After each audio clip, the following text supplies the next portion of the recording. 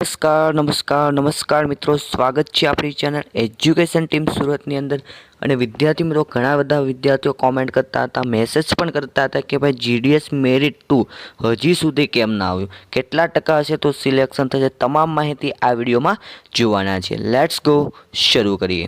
તો સ્ટુડન્ટ્સ, અહીં તમે જોઈ શકો છો કે જીડીએસની માહિતી તમને આપણી ચેનલ ઉપર આપવામાં આવે છે, અથવા તો તમને કોઈ પણ ક્વેરી હોય તો આપણા વોટ્સઅપ ગ્રુપમાં જોઈન થઈ જવાનું છે। તમારે વોટ્સઅપ ગ્રુપની લિંક આપણે અહીં નીચે ડિસ્ક્રિપ્શન બોક્સમાં આપેલી છે સ્ટુડન્ટ્સ, તો ત્યાંથી તમે જોઈન થઈ શકો છો। તમામ માહિતી તમને વોટ્સઅપ ગ્રુપમાં મળશે, તો નીચે અહીં ડિસ્ક્રિપ્શન બોક્સ ચેક કરો, વોટ્સઅપ ગ્રુપમાં જોઈન થાઓ। અને આ પ્લેલિસ્ટ પણ તમને બતાવતા હોય છે આપણે વિડીયોની નીચે અથવા ઉપર, ત્યાંથી તમે જોઈ શકો છો તમામ માહિતી જીડીએસને રિલેટેડ।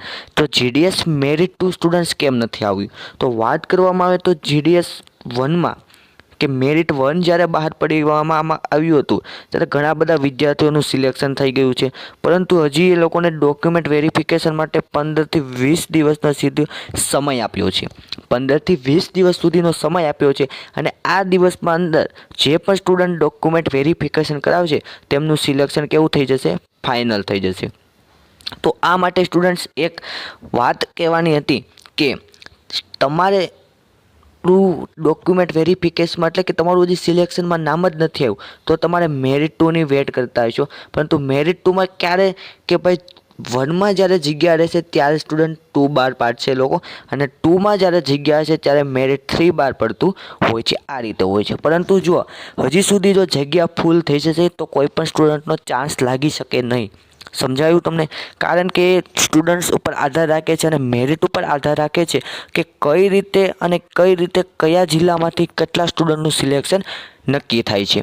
ઓકે, એટલે મેં અહીં તમને જોઈ શકો છો થંબનેલમાં કીધું હતું કે આવું થશે, તો એટલે મેં તમને કીધું કે ભાઈ જો જગ્યા રહેશે તમારા માટે તો તમારું સિલેક્શન થશે, કારણ કે મેરિટ તો ખૂબ જ આપણે વેટ કરીએ છતાં પણ નથી આવ્યું, કારણ કે 20 દિવસ તો ઓલરેડી થઈ ગયા છે મેરિટ 2 આવવાના। 20 દિવસ થઈ ગયા તો પણ મેરિટ હજી સુધી બહાર પાડવામાં આવ્યું નથી।